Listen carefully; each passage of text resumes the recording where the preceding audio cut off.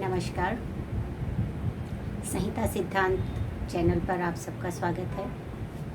आज हम चरक संहिता के अगले श्लोक की ओर बढ़ेंगे, जो कि सामान्य से ही संबंधित है। तो अब जो अगला श्लोक है वो है सामान्यम एकत्वकरम विशेषस्तु पृथकत्वकृत तुल्यार्थता ही सामान्यम विशेषस्तु विपर्यः। इस श्लोक में अब हमने जो सामान्य की बात की थी इससे पहले, तो हमने कहा था सर्वदा सर्वभावानां सामान्यम वृद्धि कारण, यानी सभी भावों में जो सामान्य होता है, जो वृद्धि में कारण होता है, वो सामान्य है। यहाँ पर हम कह रहे हैं सामान्यम एकत्वकरम, और फिर अगली पंक्ति में कह रहे हैं तुल्यार्थता ही सामान्य। तो यहाँ पर ये समझना आवश्यक है कि दर्शनों की समान चरक संहिता ने 3 प्रकार के सामान्य तो नहीं कहे। हालांकि दर्शनों ने ऐसा कहा कि सामान्य 3 प्रकार का है। एक होता है अत्यंत सामान्य, एक होता है मध्य सामान्य, और एक होता है एक देश सामान्य। इसी प्रकार से विशेष भी है, सभी भावों में विशेष, मध्य विशेष और एक देश विशेष, इस तरह से। तो चरक संहिता क्योंकि चिकित्सा शास्त्र है, तो वो उन सभी जितने भी विषय होंगे उनको इसी रूप में व्याख्यायित करता है, जिससे कि वो हमें प्रैक्टिकली व्यवहारिक रूप से काम में आ सके। तो जब सामान्यम एकत्वकरम कहा, तो उन्होंने कहा कि सभी भावों में जो सामान्य तो नहीं है, लेकिन उसके जो गुण हैं, वो सभी भावों में जो सामान्य होगा वो क्या होगा? वो तो द्रव्य से द्रव्य ही हो सकता है ना। कोई सभी भावों में सामान्य, दूध का सभी भावों में सामान्य क्या होगा? दूध ही हो सकता है और कुछ नहीं हो सकता। मांस का सभी भावों में सामान्य क्या हो सकता है? मांस ही हो सकता है और कुछ नहीं हो सकता। तो सभी भावों में जो सामान्य है वो तो द्रव्य सामान्य ही हो सकता है। द्रव्य ही केवल सभी भावों में सामान्य होने के योग्य है। अब जब सामान्यम एकत्वकरम कहा, तो ये है कि सभी भावों में तो सामान्य नहीं है, लेकिन गुणों में सामान्य है। द्रव्य वही नहीं है, परंतु अन्य द्रव्य में वही गुण अगर पाए जाते हैं तो वो सामान्यम एकत्वकरम है, क्योंकि कहीं ना कहीं वहाँ पर वो एकता लाने वाला है, एकीकरण करने वाला है, वृद्धि को करने वाला है। क्योंकि गुण की आगे हम परिभाषा देखेंगे, तो गुण अपने समान गुण को उत्पन्न करने वाला होता है, ठीक है ना। तो इसलिए गुण जो है वही काम उस गुण वाला अन्य द्रव्य कर रहा है, जो द्रव्य सामान्य से हो रहा था। ठीक है, सभी भावों में वृद्धि नहीं होगी, लेकिन गुणों के अनुसार वृद्धि होगी।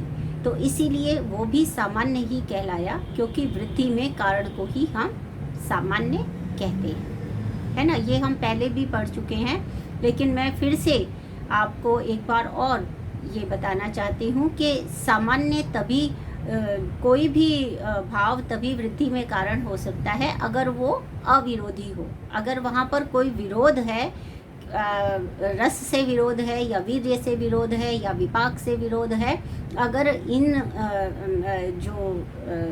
जो द्रव्य है उसके रस, गुण, वीर्य, विपाक, प्रभाव, ये सब चीज़ें हैं, तो द्रव्य है लेकिन फिर भी कहीं कहीं वो रस से काम करता है, कहीं गुण से करता है, कहीं वीर्य से करता है, कहीं प्रभाव से करता है। तो यदि कोई प्रभाव से या रस से या वीर्य से या विपाक से किसी भी प्रकार का अवरोध अगर उत्पन्न होता है, तो वो सामान्य होते हुए भी वृद्धि का कारण नहीं होता है, और इसलिए हम उसे सामान्य नहीं कहेंगे, क्योंकि हमने तो सामान्य को लिया ही इसलिए है कि हम वृद्धि करना चाहते हैं, और अगर जो वृद्धि ही नहीं कर पा रहा उसको हम सामान्य फिर नहीं कहेंगे। तो हमने जो परिभाषा जो आचार्य चरक ने दी है वो वृद्धि कारणम सामान्यम कहा है, क्योंकि उसमें अविरोधी होना अनिवार्य है। तो इस तरह से जो सामान्यम एकत्वकरम है वो गुण सामान्य है, जैसे दुग्ध के जो गुण हैं वो शुक्र से मिलते हैं। तो यदि किसी व्यक्ति में शुक्र की वृद्धि करनी है तो दुग्ध की वृद्धि हम कर देते हैं। स्तन्य जो है वो लैक्टेशन कम है तो हम क्या करते हैं, दुग्ध का ही पान माता को करवाते हैं। तो दुग्ध से दुग्ध की वृद्धि होती है। वो तो हो गया हमारे द्रव्य सामान्य का उदाहरण।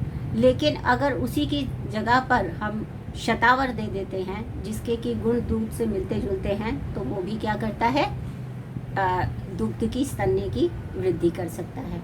ठीक है ना। तो शुक्र की वृद्धि करनी है तो शुक्र तो एज इट इज़ शुक्र तो किसी को नहीं दिया, लेकिन हमने दुग्ध का सेवन करा दिया तो वो अपने आप ही शुक्र की वृद्धि हो जाएगी। इसी तरह से जो ओज के 10 गुण कहे गए हैं और जो मध्य के 10 गुण कहे गए हैं, आगे चल के हम पढ़ेंगे। तो ये एक उदाहरण विशेष के लिए बनता है कि जो जितने भी गुण ओज में हैं वो 10 गुण, वो 10 के विपरीत गुण जो हैं वो किस में है, मध्य में है। तो मध्य सेवन करने से सीधा ओज का क्षय हो जाता है। तो यहाँ पे सभी भावों में विशेष हो गया वो, क्योंकि सारे गुणों से वो विपरीत हो गया, क्योंकि जितने गुण ओज में है उसके विपरीत गुण, बिल्कुल उसके विपरीत 10 गुण मध्य में है। तो मध्य सेवन से ओज का ह्रास क्षय हुआ। ठीक है। तो यहाँ पर क्या है कि अब इसमें जो गुण सामान्य है और गुण विशेष है उसकी ही बात हो रही है। तो जब हम सामान्यम एकत्व कर्म करेंगे तो इसका अर्थ ये है कि हम गुण सामान्य या विशेषस्तु पृथकत्व कृत, जो ये पृथकत्व कृत है यानी कि जो सेपरेशन करने वाला है, उसका भी जब वो गुणों से सेपरेट कर देता है, जैसे मैंने आपको मध्य और ओज के बारे में उदाहरण दिया, तो जब वो गुणों से विपरीत हो जाता है तब वो विशेष कैसा है, गुण विशेष है। ठीक है ना। वो द्रव्य विशेष नहीं है, वो गुण विशेष है। ठीक है। तो गुणों से जो वृद्धि में कारण हो रहा है वो गुण सामान्य है, और गुणों से जो क्षय का कारण बन रहा है वो गुण विशेष है। ठीक है ना। पृथकत्व कृत, अलग अलग करना। आप सबको पता है कि विभाग और पृथकत्व में क्या अंतर होता है, कि विभाग जो है वो एक ही जो द्रव्य है उसके कई टुकड़े कर देते हैं, हम उसको विभाजित कर देते हैं, तो वो विभाग होता है। लेकिन पृथकत्वकृत क्या है कि गाय से घोड़ा अलग है, नीम से पीपल अलग है ना, निर्गुंडी से नीम अलग है। तो ये सब क्या है, ये पृथकत्वकृत है, जिसमें बिल्कुल अलग अलग हैं। ये पृथकीकरण होता है ना। और जो विभाग होता है वो एक ही द्रव्य में जो उसके हम अलग अलग विभाग कर देते हैं, तो वो विभाग होता है। ये आप सब पहले भी जानते हैं। तो इसलिए अब फिर अगला जो आया वो क्या था, तुल्यार्थता ही सामान्य। अब तुल्यार्थता, अर्थ का अर्थ मैंने बताया था पहले भी कि अर्थ बहुत सारे अर्थों को लिए हुए है, जिसमें से कि एक अर्थ होता है विषय, यानी हमारा लक्ष्य। ये कहते हैं किस अर्थ के लिए आप ऐसा कर रहे हैं, ऐसा बोलते हैं ना। तो ये जो अर्थ है ये किस अर्थ में प्रयोग हो रहा है, क्यों प्रयोग हो रहा है, प्रयोजन क्या है इसका, तो वो अर्थ है। तो तुल्यार्थता का अर्थ ये है कि जो हम चिकित्सा में या जो हम स्वस्थ व्यक्ति के स्वास्थ्य की रक्षा करने के लिए जो कुछ भी हम करना चाह रहे हैं, वो सारे का सारा हम कर पा रहे हैं जिस भी क्रिया से, वो क्या कहलाएगी, हमारी तुल्यार्थता। क्योंकि एक ही अर्थ को हम प्राप्त कर रहे हैं। तुल्यार्थता ही सामान्यम, विशेषस्तु विपर्यः, और वो विशेष उसका विपरीत, यानी कि जो हमें विपरीत अर्थ चाहिए तो वो विपरीत अर्थ का जो करवाने वाला हो रहा है वो क्रिया हमारे लिए जो है वो तुल्यार्थता होगी। ठीक है ना। क्योंकि तुल्यार्थता का अर्थ है कर्म सामान्य। जैसे कि अगर कफ की वृद्धि करनी है तो कर्म क्या सामान्य है उसमें, आलस्य रहना, आराम से बैठे रहना, सुखासन। ठीक है ना। निद्रा का सेवन करना, कोई काम नहीं करना, ठीक है, एक्टिविटीज़ को लो कर देना, वो सारा जो क्रिया है हमारी वो क्या करती है, वो कफ की वृद्धि कर देती है। तो हमें कफ की वृद्धि करनी थी, मान लीजिए रोगी में कफ का क्षय हो रहा है और हमें कफ की वृद्धि करनी है, तो हम उसको क्या कहते हैं, टेक रेस्ट, है ना, बोलते हैं ना आराम करो। आराम करना बहुत ज़रूरी है आपके लिए। क्यों ज़रूरी है? क्योंककफ की वृद्धि करनी है, तो उसको हम आराम करने के लिए कह देते हैं, है ना। और इसी तरह से अगर मान लीजिए कि कफ की बहुत ज़्यादा ही वृद्धि हो रही है और हमको उसमें उसको कम करना है, तो हमें क्या काम करना पड़ेगा कि उसको कहेंगे कि भाई ऐसा है, कम से कम 30 मिनट तो वॉक किया करो।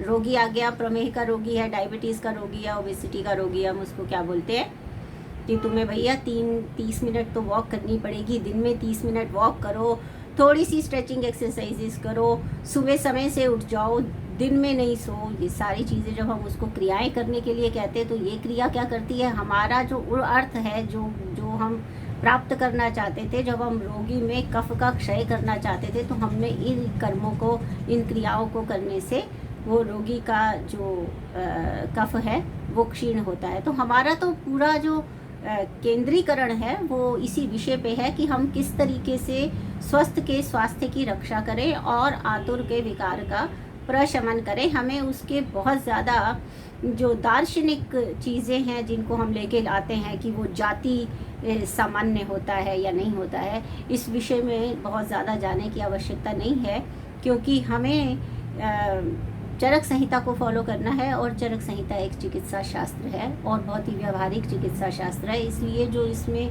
दिए गई चीज़ें हैं उनको इसी तरह से हमको अनुसरण करना है।